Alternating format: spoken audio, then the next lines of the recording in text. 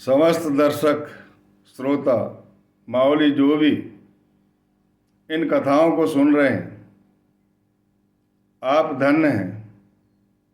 आपने अपने जीवन को कृतार्थ कर लिया, आपने जीने का आनंद प्राप्त कर लिया। समस्त तारे मिलकर भी ऐसा प्रकाश नहीं दे सकते जो सविता सूर्य नारायण साईनाथ महाराज की जीवनी का अमृत स्वर्ण कलश में भरकर हेमांत पत्नी भक्ति भाव का दीपक जलाकर उसकी ज्योति में रहने के लिए जो सारा जीवन का अंधकार अज्ञान दूर करने वाला है, उसे प्राप्त कर लिया और पूरी अभिलाषा पूर्ण होगी आपकी। 8 कलश आपने प्राप्त कर लिया। जो पोथी का वाचन मैं कर रहा हूं, जिसमें मैं स्वर्ण कलश लिखता हूं, ऐसे 52 कलश प्राप्त कर लो। साईनाथ महाराज के जीवनी के 52 द्वार पर आपको भेंट करना है, 52 कंबों से भेंट करना है और ये स्वर्ण कलश प्राप्त करना है। घर बैठे इस तीर्थ यात्रा में शामिल हो। आप धन्य हैं, इसीलिए मैं कहता हूं कि आपके चरण भी बड़े पुनीत हैं। मैं आपको प्रणाम करता हूं। 8वें अध्याय का जो स्वर्ण कलश, जो अमृत भरा है, जो हेमांत पत ने हमें दिया है पान करने के लिए, और भक्ति भाव का जो दीपक जलाया जिसके प्रकाश में रहने के लिए, सारी अभिलाषा आपकी पूर्ण होगी। कोई अभिलाषा आपकी शेष नहीं रहेगी। उन्होंने 8वें अध्याय में बताया मानव जीवन का महत्व। ये मानव जीवन की सार्थकता के बारे में बताया है। इस पृथ्वी पर, आकाश पर, जल और स्वर्ग नरक में अनेक प्राणियां हैं, प्राणी जीवित हैं। 84 लाख योनि हैं और ये अब निवास करते हैं स्वर्ग में, नरक में, आकाश में, धरती में और समुद्र में। जिनके पुण्य बल प्रखर होते हैं, तीव्र होते हैं, वो अपने सत्कर्म का फल स्वर्ग में भोगते हैं। और जैसे उनकी तीव्रता कम होती है, उनकी प्रखरता कम होती है, वैसे ही वे निम्न स्तर पर आ जाते हैं। और जिनके पुण्य बल क्षीण हो गए हैं, पाप की दिशा में बढ़ गए हैं और वे नरक में जाकर अपने दुष्कर्मों को भोगते हैं। पुण्य बल और पाप का जब समन्वय होता है, तब आदमी को मोक्ष प्राप्त होता है। यदि पुण्य की अधिकता है तो आपको सत्कर्म भोगना पड़ेगा, और आपके पाप की अधिकता है तो आपके दुष्कर्म का फल आपको नरक में भोगना पड़ेगा। अब जब दोनों समाप्त हो जाते हैं, दोनों में समन्वय हो जाता है, बराबर हो जाते हैं, तो आपको जन्म मरण के बंधन से मुक्ति मिलती है। इसीलिए उन्होंने मानव जीवन के महत्व को साईनाथ महाराज की आज्ञा अनुसार इसको संकलित कर मानव जीवन के महत्व को समझने के लिए इस अध्याय 8 के अमृत कलश की ज्योति जलाई गई है। और इस ज्योति में आप अपना जीवन सुखी कर लें। मानव जीवन में क्या प्रयत्न करना चाहिए? हमेशा अपने मन को, यदि आप जीवन आपका बंधन में है, तो बंधन मुक्त होने की तीव्र उत्कंठा आपके हृदय में रहना चाहिए। जिस प्रकार एक खोए हुए राजकुमार को राजा खोजने का प्रयास करता है, जिस प्रकार अति कंजूस व्यक्ति गड़े हुए धन के लिए ललायित होता है या घट मिल जाता है और वो लगा रहता है धन इकट्ठा करने के लिए, उसी प्रकार हमें आत्मज्ञानी संत की आवश्यकता, जो हमें ज्ञान प्रदान करेंगे, उसकी खोज में रहना चाहिए। हमेशा प्रयत्नशील रहना चाहिए। हे साईनाथ महाराज के बेटा बेटी, अपने अपने गुरु माता के बेटा बेटी, देखो तो जरा साईनाथ महाराज की कृपा तो देखो, कितने अच्छे ढंग से वो अपने जीवनी से आपका जीवन सुधारना चाहते हो और आपके संकटों का हरण करना चाहते हो। पिछले 8 कलश आपने पोथी से सुने हो, जरा ध्यान करो कैसे दुखों का अंतरण करते हो, कैसे अपने आंतड़ियों को धोते हो, कैसे दूसरे के शरीर के रोग को अपने शरीर पर लेते हैं। ऐसे साईनाथ महाराज की जीवनी आपने को सुनने को मिल रही। साईनाथ महाराज भिक्षावृत्ति के लिए पात्र थे, न उनकी स्त्री, कोई बाल बच्चे नहीं थे, और भिक्षा लेने का काम सिर्फ इसलिए किया करते थे। उन्होंने 12 वर्ष तप किया है पेड़ के नीचे, क्या खाया क्या पिया किसी को इसका ज्ञान है। वो कहते थे मेरे गुरु जो है अन्न और वस्त्र का उनके पास भंडार रहता था और वो हमेशा मुझसे प्रेम करते थे। जिस प्रकार माता अपने शिशु से प्रेम करती उसी प्रकार प्रेम करते थे। तो ऐसे प्रेम को नहीं छोड़ना है, और इतने सच्चे आत्मज्ञानी सदगुरु दुर्लभ होते हैं। वे सविता सूर्य नारायण हैं। सारे तारे सितारे मिलकर भी वो सूर्य वो प्रकाश नहीं दे सकते जो आत्मज्ञानी संत जो है अपने जीवन में प्रकाश लाते और अंधकार मिटाते, अहंकार मिटाते, अपनी जीवनी से अपने शिष्यों का उद्धार करते। और शिष्य बनाते नहीं है वो, हमें बनना पड़ता है, विश्वास करना पड़ता है, और विश्वास पूर्वक ही हमें मान लेना चाहिए कि ये हमें पार लगाएंगे। बड़ी मुश्किल से मिलते हैं आत्मज्ञानी, ईश कृपा के बाद ही मिलते हैं। भगवान की रट लगाओ, वो खुद आत्मज्ञानी संत आपके द्वार तक आपके जीवन को भवसागर से पार करने के लिए भेज देते हैं।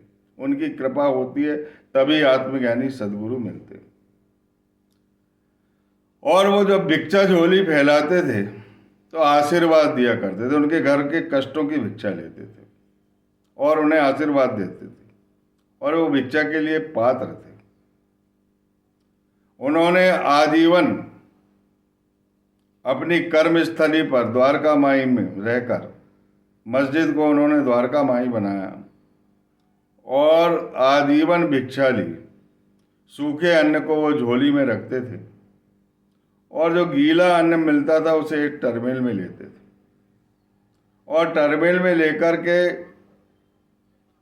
वो जो सूखी भिक्षा रहती थी वो गरीबों को बांटते थे, और जो गीली भिक्षा रहती थी वो एक कुंडी में रख देते थे जिसको पशु पक्षी और श्वान भी खाया करते थे।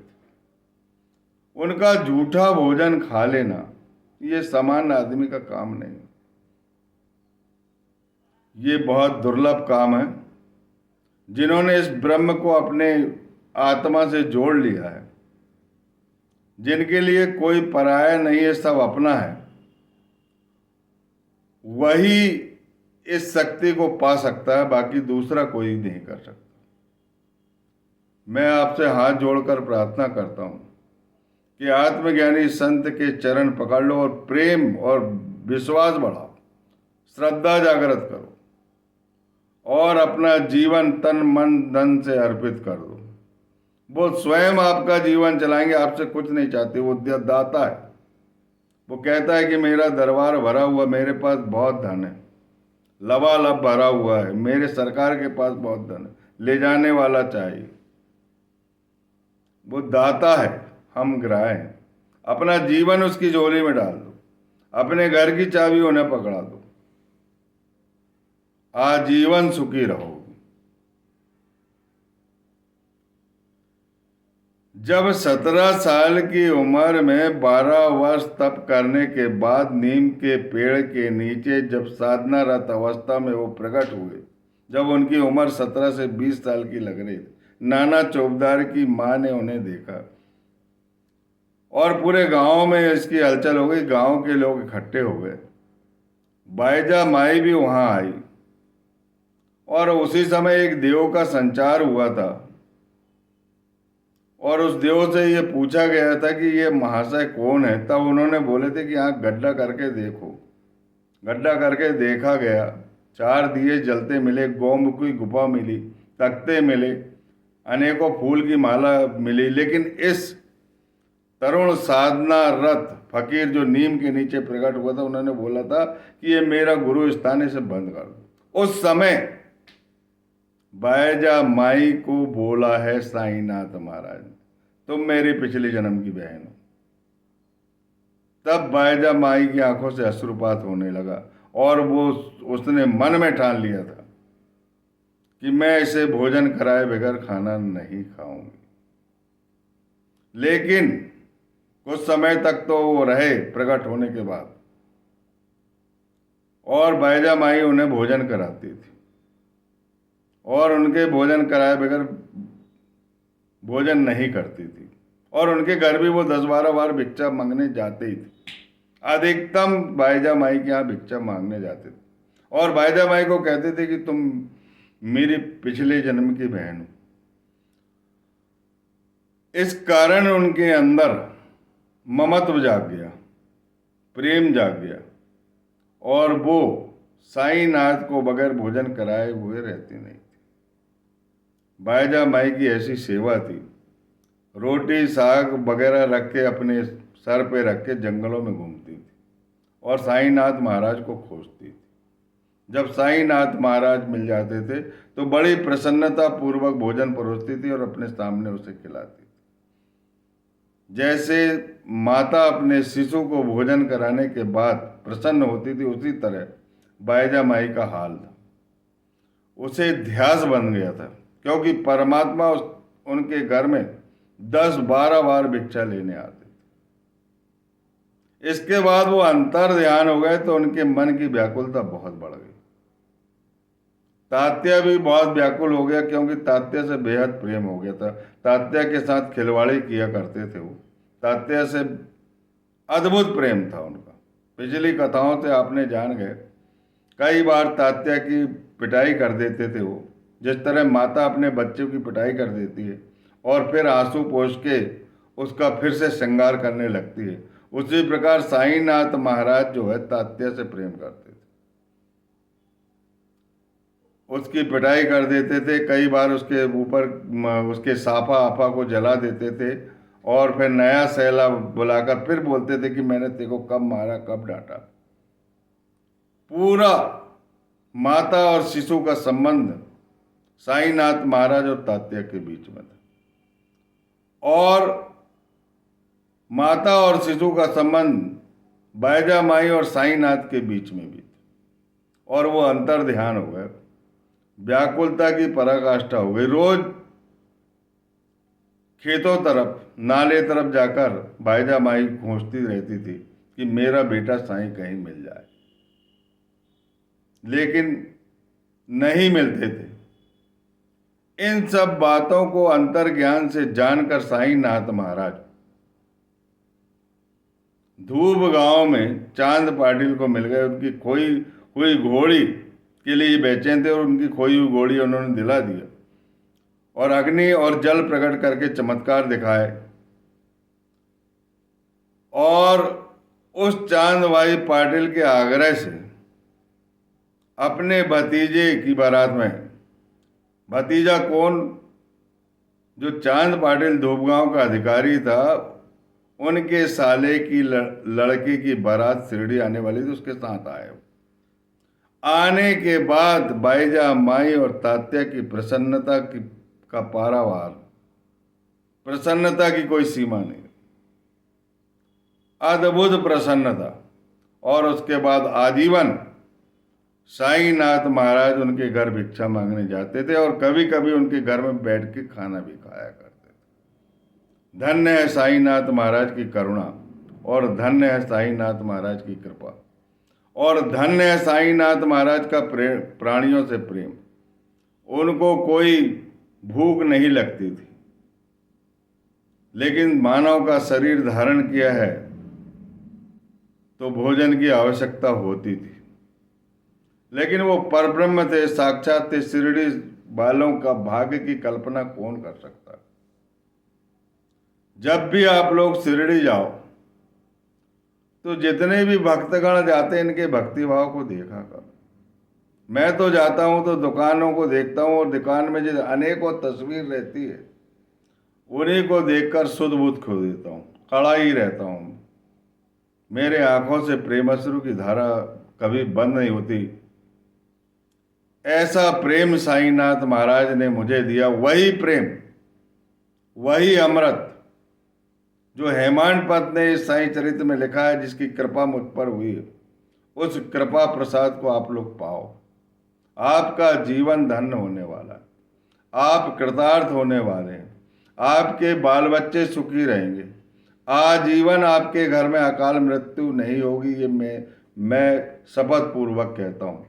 बस प्रेम और श्रद्धा और सबूरी दीर्घकाल तक साईनाथ महाराज की, या अपने सदगुरु, वो भी साईं है, आपके जो सदगुरु मेरे लिए साईनाथ महाराज। मैं अनेकों संतों की कथाएं कहता हूँ, अनेकों संतों की कथाएं जाकर द्वारका माई में साईनाथ महाराज को सुनाता हूँ, और आपको भी सुनाऊंगा। इस साईं चरित खत्म होने के बाद मैं ज्ञानेश्वरी आपके ही साथ पठन पाठन करूंगा, एक एक श्लोक का अर्थ बताऊंगा, क्योंकि हमारे जो सबसे बड़े जगत गुरु शंकराचार्य हैं, उन्होंने कहा है कि ज्ञानेश्वरी से अच्छी टीका किसी ने नहीं किया। श्रेष्ठ है ज्ञानेश्वरी भगवत गीता के लिए। इसीलिए इसका संपादन अपन करेंगे और ज्ञान का आदान प्रदान करेंगे। लोग परलोक सुधरेंगे और आपके कष्ट भी दूर होंगे। बेटा बेटियों की नौकरी लगेगी, रोजी रोटी में बरकत होगी। साईनाथ महाराज कहते कि मेरे भक्तों के घर में अन्न और वस्त्र का ढेर होगा। अनुभव किए होंगे आपने, जो भी साईनाथ महाराज के नज़दीक है, जिन्हें ये लगता है कि साईनाथ महाराज के बिना मेरा जीना नहीं हो सकता, उनके घर में वो अनुभव करते होंगे कि कितने कपड़े आते, कैसा धन आता है, कैसा सुख आता है। थोड़ी बहुत विपत्तियां आती है, लेकिन साईनाथ महाराज के आशीर्वाद से वो क्षण भर में दूर हो जाती है, जीवन पार लग जाता है। ऐसा कोई भी संकट नहीं है जो साईनाथ महाराज के चरणों के सामने ठहर सकता है। ये कलश, ये ज्योति, ये अमृत और ये हेमांड पथ का साईं जीवनी जीता जागता हृदय की धड़कन आपके द्वार तक पहुंच रही है। कृपया अपने सदगुरु समझकर इनका पठन पाठन करें और अपने घर के अंधकार को मिटाएं, अपने घर के अहंकार को मिटाएं, रोज रोज के लड़ाई झगड़े और किल्लत से दूर रहें। भगवान किसी के घर में ऐसा नहीं होने दे, इसी भाव से मैं इन कथाओं का प्रसारण कर रहा हूँ। और मैं सदैव चिंतित रहता हूँ इस बात की कि भगवान आपकी चिंता हर ले। सदगुरु आप पर प्रसन्न हो जाएंगे तो भगवान श्री हरि भी प्रसन्न हो जाएंगे। आपका सारा संसार आपको अच्छा लगने लगेगा। कोई बैर भाव किसी से नहीं रहेगा, किसी से कोई दुश्मनी नहीं रहेगी, किसी से कोई दुराभाव नहीं रहेगा। सन्निधि पूर्वक आपका हृदय बनेगा, छोटे बड़े सबसे आपका प्रेम रहेगा। ऐसे साईनाथ सदगुरु की जीवनी की जो कलश है, जो अमृत है, उसका पान करो, और पान करने के बाद 52 कलश प्राप्त करने के बाद अपन उद्यापन करेंगे, क्योंकि ये 52 कलश बड़े महत्वपूर्ण हैं। ये साईं चरित्र जो है 51 अध्याय में समाप्त होने वाला था, लेकिन 39वें अध्याय को बढ़ा दिया गया। 39वें अध्याय को 40 भी मान लिया। 2 अध्याय हेमांड पत ने कहा और 52 अध्याय में ही समाप्त किया है। इसका बड़ा रहस्य है। इसीलिए घर बैठे इस अमृत कलश यात्रा में सम्मिलित हो और सम्मिलित होकर सारे कष्टों से मुक्त हो जाओ।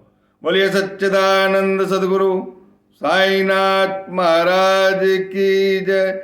जो इस कथा को, इस कलश को प्रेम पूर्वक ग्रहण करेगा, अविलंब परेशानी से मुक्त होगा।